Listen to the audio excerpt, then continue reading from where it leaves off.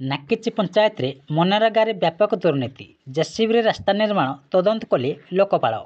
ଅନୁଗୁଳ ଜିଲ୍ଲା କିଶୋରନଗର ବ୍ଲକ ହଣ୍ଡପା ଥାନା ନାକିଚି ପଞ୍ଚାୟତରେ ମନରେଗାରେ ବ୍ୟାପକ ଦୁର୍ନୀତି ହୋଇଥିବା ଜଣାପଡ଼ିଛି। ଶ୍ରମିକମାନେ ଜବ୍ କାର୍ଡ ଧରି ବସିଥିବା ବେଳେ ସେମାନଙ୍କୁ କାମ ଦିଆ ନ ଯାଇ କିଛି ଜବ୍ କାର୍ଡ ପଞ୍ଚାୟତ କର୍ତ୍ତୃପକ୍ଷ ଠୁଳ କରି ଜେସିବି ମେସିନ ମାଧ୍ୟମରେ ରାସ୍ତା ନିର୍ମାଣ କରିଛନ୍ତି। ବଡ଼ଡଙ୍ଗିଆଣି ଠାରୁ କଣ୍ଡାଳ ଟିଭି ସେଣ୍ଟର ପର୍ଯ୍ୟନ୍ତ ମନରେଗା ଯୋଜନାରେ ନୂତନ ଭାବରେ ନିର୍ମାଣ କରାଯାଇଥିବା ରାସ୍ତାରେ ବ୍ୟାପକ ଦୁର୍ନୀତି କରାଯାଇଥିବା ଅଭିଯୋଗ ହୋଇଛି। ଏନେଇ ମାର୍ଚ୍ଚ 1 ତାରିଖରେ ବଡ଼ଡଙ୍ଗିଆଣି ଗ୍ରାମର ଅବିନାଶ ପ୍ରଧାନ ଅନୁଗୁଳ ଲୋକପାଳଙ୍କଠାରେ ଅଭିଯୋଗ କରିଥିଲେ। ସେ ତାଙ୍କ ଅଭିଯୋଗ ପତ୍ରରେ ଦର୍ଶାଇଛନ୍ତି ଯେ ନାକିଚି ପଞ୍ଚାୟତରେ ମନରେଗା କାର୍ଯ୍ୟରେ ବ୍ୟାପକ ଦୁର୍ନୀତି କରାଯାଉଛି। ବିଶେଷ କରି ଏହି ପଞ୍ଚାୟତରେ 2912 ଜଣ ଜବ୍ କାର୍ଡ ଧାରୀ ଥିବାବେଳେ ସେମାନଙ୍କୁ ସଠିକ୍ ଭାବରେ କାମ ଯୋଗାଇ ଦିଆଯାଉନାହିଁ। ବିଶେଷ କରି କିଛି ପଞ୍ଚାୟତ କର୍ମଚାରୀ ଓ କିଛି ଯୁବକମାନେ ବିଭିନ୍ନ ଶ୍ରମିକଙ୍କର ଜବ୍ କାର୍ଡ ସଂଗ୍ରହ କରି ପଞ୍ଚାୟତରେ ଅନିୟମିତତା ଭାବରେ ମନରେଗା କାର୍ଯ୍ୟ କରୁଛନ୍ତି।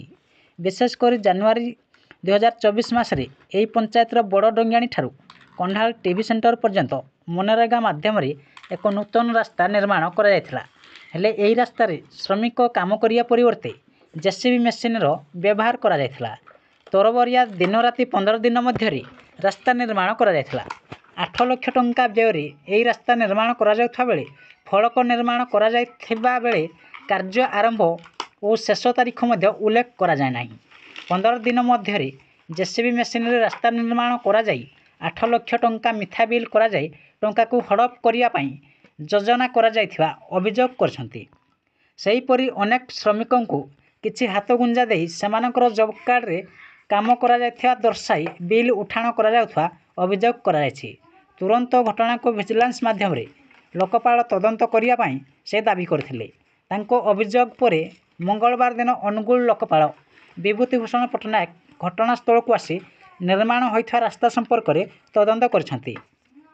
ଏହି ରାସ୍ତା ଜେସିବି ମେସିନରେ ହୋଇଥିବା ଜଣାପଡ଼ିବା ପରେ କାର୍ଯ୍ୟାନୁଷ୍ଠାନ ପାଇଁ ବ୍ଲକ ପ୍ରଶାସନକୁ ନିର୍ଦ୍ଦେଶ ଦିଆଯିବା ସହ ବିଲ୍ ମଞ୍ଜୁର ନ କରିବା ପାଇଁ ନିର୍ଦ୍ଦେଶ ଦିଆଯିବ ବୋଲି ଅଞ୍ଚଳବାସୀଙ୍କୁ ଲୋକପାଳ କହିଥିଲେ।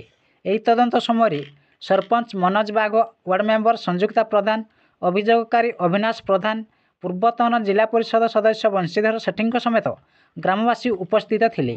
ନାକିଚି ପଞ୍ଚାୟତରେ ମନରେଗା ଅନିୟମିତତା ସମ୍ପର୍କରେ କିଶୋରନଗର ବିଡିଓ ବିନୋଦ ବିହାରୀ ବେହେରାଙ୍କୁ ପଚାରିବାରୁ କୌଣସି ମନ୍ତବ୍ୟ ଦେଇନଥିଲେ। ନାକିଚି ଜିପି ବଡ଼ଡଙ୍ଗିଆଣି ଆମର ବଡ଼ଡଙ୍ଗିଆଣି ତେଲିସାହି ଠାରୁ କଣ୍ଡାଲ ଟିଭି ସେଣ୍ଟର ପର୍ଯ୍ୟନ୍ତ ଗୋଟେ ତାନେ ମନରେଗା କାମ ଆସିଥିଲା। ଏଇଟା ତାନେ ବହୁତ ନିମ୍ନମାନର କାମ ହେଇଥିଲା। ତାନେ ଏଇଟା ଜେସିବି ମେସିନ୍ ଦ୍ୱାରା ତାନେ କାମ ହେଇଛି। ଆଉ ସେଟା ମୁଇଁ ତାନେ ଅଭିଯୋଗ କରିଥିଲି। ଆଜି ଲୋକପାଳ ଆସିଥିଲେ, ସେଟା ତର୍ଜମା କରି ଯାଇଛନ୍ତି। କିଶୋରନଗର ବ୍ଲକରୁ ବଂଶୀଧର ସେଠୀଙ୍କ ରିପୋର୍ଟ, ନ୍ୟୁଜ୍ ଓଡ଼ିଶା ଟିଭି।